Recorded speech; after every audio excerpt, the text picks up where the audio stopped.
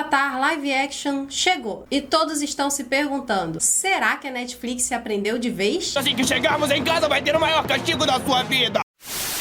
Oi, meu nome é Débora, eu sou mais conhecida aqui e nas redes vizinhas como Deb Escreve. Eu sou escritora, leitora e cinéfila de plantão e quero te fazer uma pergunta. Onde você estava quando a Rede Globo trocou isso por isso?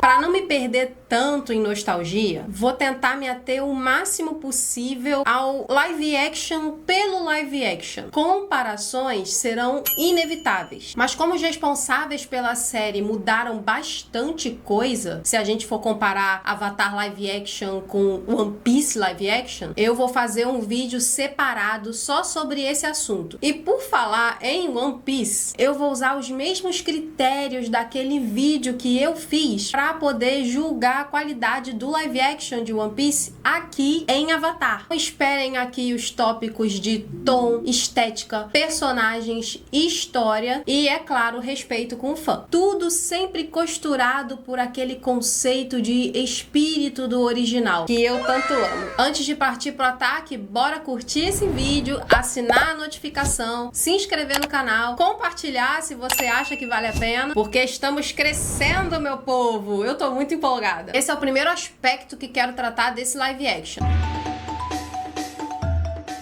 Visual importa, já falei isso daqui. Ele revela a identidade de um determinado universo, especialmente se for um de fantasia. Eu, particularmente, achei que a série live action deu um show no visual. Eles conseguiram trazer ainda mais vivacidade, realidade e textura do que a animação. Você percebia o valor de produção nas roupas, nos detalhes, nas diferenças estéticas entre uma nação e outra. A Nação do Fogo tinha desenhos um pouco mais pontudos e imponentes e aquela pegada industrial, ao passo que a Nação da Água tinha aquela pegada tribal, enquanto que a Nação da Terra era uma grande metrópole, ao passo que a Nação do Ar carregava aquela identidade bem familiar à nossa cultura oriental, com os monges Shaolin e o budismo. Claro que por toda a série de Avatar, essa visão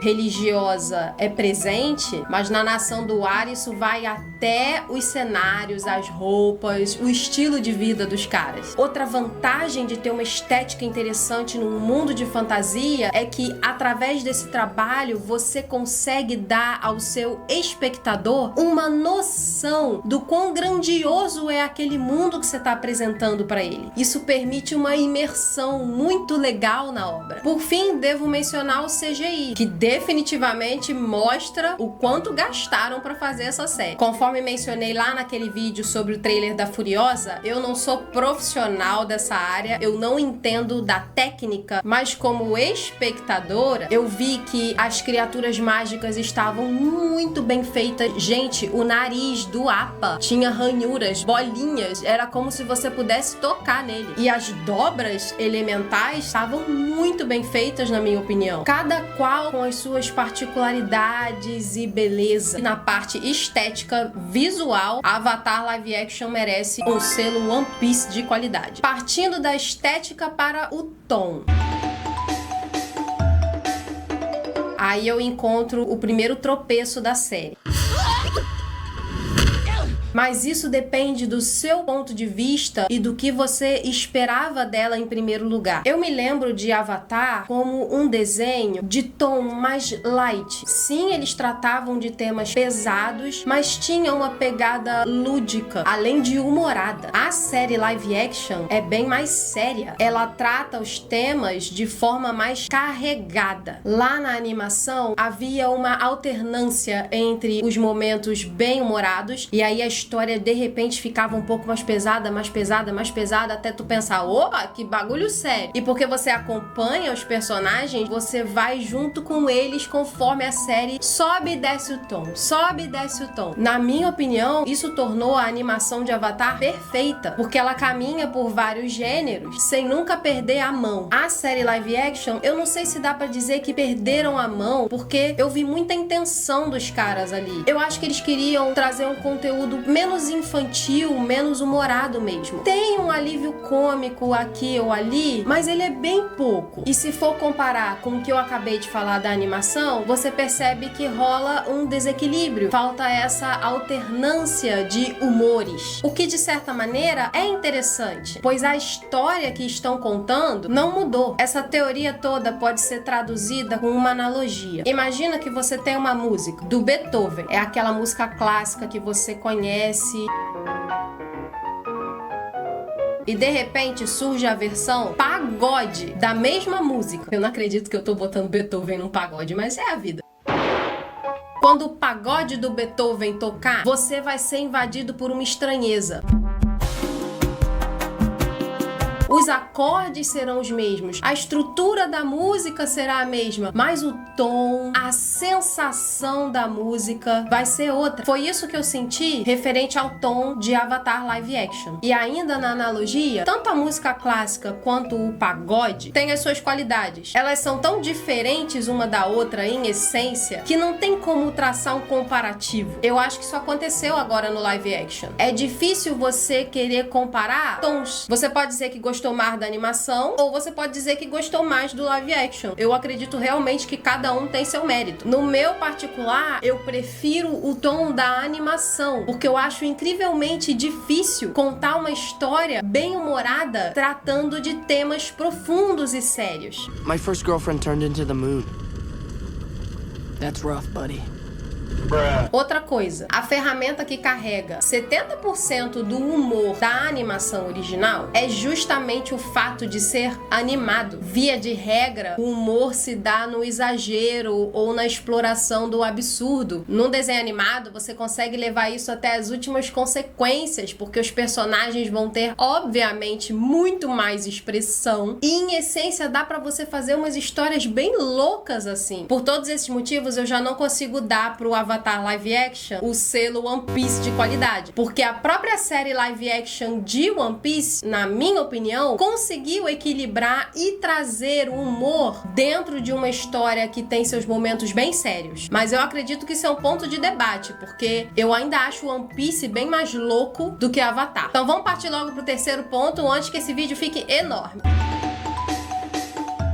Agora é que são elas. Personagens. De maneira a trazer praticidade pra essa resenha, eu vou fazer uma divisão muito simples. Gostei, não gostei. Vou começar na categoria do não gostei. O trio principal. Fogo! Aang Fogo! E esta é minha esposa Safira. Não sei se é porque os atores são muito novos, mas de verdade não gosto também de ficar usando a idade dos atores não, porque tem ator novinho aí que arrebenta. Inclusive mencionei uma naquele meu vídeo das mulheres do Tarantino. Os atores que fizeram Aang, Sokka e Katara foram péssimos? Não. As primeiras impressões que eu tive do Aang, por exemplo, foram até boas, porque esse menino pode ainda não ter dominado a técnica, mas ele possui um par de olhinhos super expressivos. Em vários momentos eu senti a emoção dele ali. Por outro lado, em outros momentos eu já não sentia muito. Da Katara eu senti menos ainda. Eu gostei daquele episódio onde fizeram um flashback dela, quando ela era bem novinha, porque ali ela me passou uma emoção bem maior. O jeito que ela atuava, botava a mão na boca pra poder ficar quieta, porque tava rolando um negócio terrível, o olhar, o medo, eu percebi ali. Mas assim como o Aang, eu também achei um tanto irregular. Já o Sokka, pra mim, foi o mais fraco dos três. Talvez porque esse personagem fosse o menos dramático, mas aí é que tá. O Sokka da animação pode não ser tão dramático, embora ele tenha o seu arco de personagem e a sua carga de drama também. Mas ele tinha outras coisas ali que se destacavam, né? Ele tinha uma dose de humor, uma dose de rabugice, outra de teimosia. E isso deveria estar refletido no olhar, nas expressões, no tom da fala, na cadência, até na linguagem corporal. E o ator que fez o Sokka nem sempre conseguiu atingir todas essas marcas, esses checkpoints de atuação. Com isso, vou para os 3 destaques positivos. Em primeiro lugar, e disparado, Tio Iroh. Todo e qualquer elogio que eu fizer para esse ator vai ser pouco.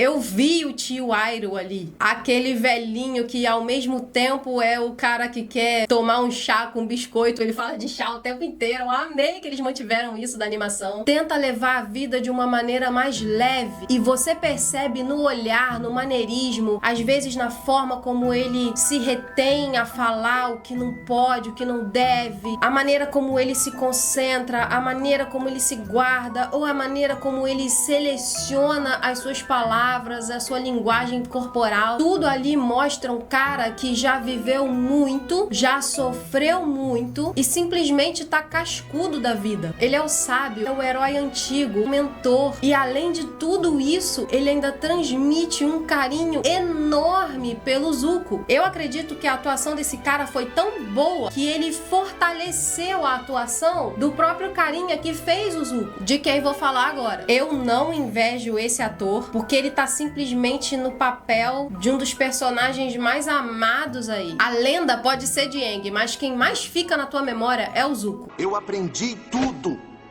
Eu tive que aprender por conta própria. Ele é o herói trágico, ele é aquele cara com o arco mais definido e longo. A progressão dele na história original é linda. E lá na animação, desde o início, a personagem transmitia muitas emoções com as suas ações, com o seu jeito de falar, com as expressões animadas, óbvio. Então foi um desafio pro ator. No live action, o Zuko poderia ser melhor, mas ele não é ruim, muito menos irregular, como é o caso dos 3 do grupinho do Aang. Eu acho que ele carregou bem o papel. Eu só queria ver um pouco mais. Agora, quem eu acho que roubou a cena foi a Azula. Não sei de vocês, mas quando ela apareceu pela primeira vez ali, eu já tava ligada quem ela era. A Azula é ruim, mas isso não quer dizer falta de complexidade. São muitas nuances de maldade num coraçãozinho só. E eu vi isso na atriz que interpretou ela. Também dou destaque, claro, por Ozai, odiando ele desde o começo, e o General Zhao, odiando ele mais ainda. Com tudo isso que eu falei sobre os destaques de atuação, você percebe que tá rolando mais um desequilíbrio aqui? Esse é o tópico da resenha que me deixou mais dividida, porque eu realmente gostei de algumas atuações a ponto de querer dar um selo One Piece de qualidade. Porém, quando você lembra que Aang, Katara e Sokka são os principais personagens e que, por conseguinte, essas deveriam ser as melhores atuações, simplesmente pelo tempo de tela, pelo peso que esses papéis têm na trama, já não dá pra entregar o selo One Piece de qualidade. E por falar em narrativa,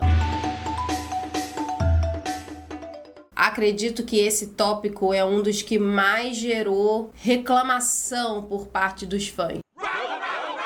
E eu concordo, em parte. Porque olha só, se a sua crítica for, nossa, pegaram vários episódios e vários personagens de situações diferentes de Avatar e enfiaram num episódio só. Essa parte eu não concordo com a crítica. Por quê? A série original Avatar é, por natureza, episódica. Cada temporada eu acho que tinha uns 20 episódios, cada qual de uns 20 minutos. Um episódio do live action tem uns 50. Ou vamos botar aí que no melhor dos casos 1 hora. Sou de humanas e não de exatas, mas se a gente fizer as contas direitinho, daria pra colocar no máximo 3 episódios da animação num episódio da série. E eu já expliquei uma vez aqui, inclusive na resenha do live action de One Piece, que um consumidor de série é diferente de um consumidor de animação. Via de regra, hoje em dia, principalmente, o consumidor da série, ele quer maratonar, ele quer ao mesmo tempo consumir o máximo possível e meio que se livrar da coisa rápido. Afinal de contas, tem tanta série pra ver que você meio que tem que marcar compromisso com a própria tela da sua televisão. Sendo assim, o live action de Avatar não pode ter o mesmo ritmo da animação. Por exemplo, eles usaram o episódio da cidade de Omashu, que é uma metrópole na Nação da Terra. E lá eles colocaram a trama do jato, do cientista maluco com o filho e do Rei Bumi, ao mesmo tempo em que desenvolviam toda a história do Zuko, do tio Airo, do que tava rolando na Nação do Fogo e daquele General Zhao. É uma espécie de quebra-cabeça e malabarismo, porque você fica mexendo com vários personagens e situações ao mesmo tempo e você tem que encaixar tudo para que o episódio seja coeso. E além disso, para que ele também se encaixe no esquema da narrativa principal. Particularmente, eu acho esse um dos aspectos mais difíceis da adaptação. Por isso eu tô tentando ser o mais objetiva possível para julgar esse aspecto da narrativa. Até porque One Piece fez a mesma coisa. Mas se a questão da narrativa Avatar Live Action fosse só a estrutura, já tinha o meu selo One Piece de qualidade. Mas não é. Qual é o problema do Avatar Live Action que muita gente está reclamando, e aí eu me uno ao coro? Por mais modificações temporais que você faça ou de estrutura, isso não justifica, não gera a necessidade de fazer tantas mudanças. Não foram coisas tão sutis assim. Modificaram fundamentalmente a psique e a motivação dos personagens. E eu não tô falando só de secundário. Eu falo até do próprio Aang. Zuko,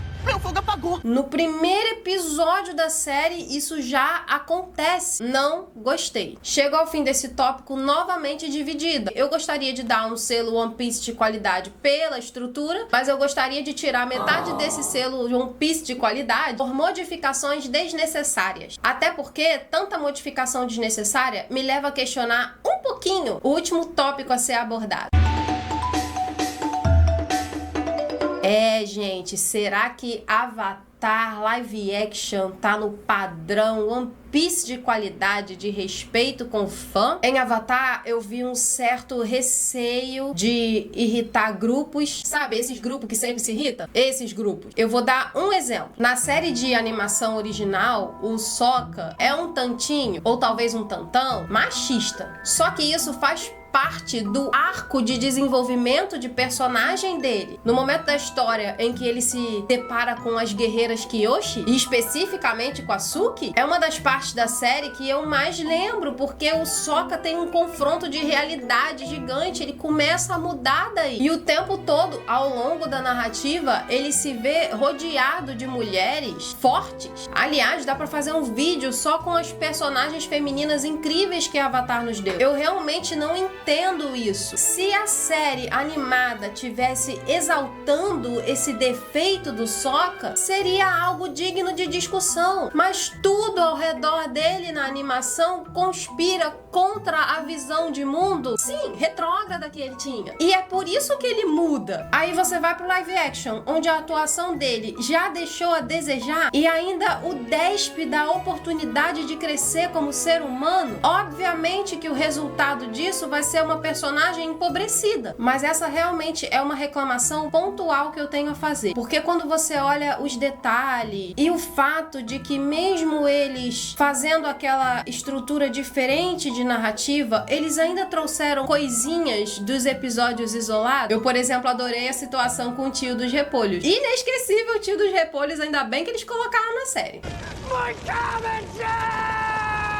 Eu vi um carinho ali, eu vi uma atenção aos detalhes. E o pessoal que criou o live action, no mínimo, teve medo de fazer um Avatar mais fiel ao original, ou simplesmente não entendeu algumas coisas. Não estou dizendo que um caso ou outro não seja um erro, mas eu honestamente não consegui sentir mais intenções. É diferente de certas obras, como por exemplo, uma Aves de Rapina, sabe aquele filme da Harley Quinn? Onde eles claramente estavam tentando massacrar uma mensagem em cima de você. E fizeram tanta adaptação que dos quadrinhos para as telas a história ficou irreconhecível. No live action de Avatar, eu não vi a intenção de tornar a história irreconhecível, enfiar na cabeça do fã que a mensagem do original tá errada. Eu vi mais uma intenção de se desvencilhar de polêmicas. Sendo assim, eu ainda acho que a série respeitou os fãs. Vou dar o meu selo One Piece de qualidade nesse aspecto. Ainda que possa acusar os produtores de covardia diante de um material tão bom e de uma fanbase tão fiel. Agora vamos só ver o placar.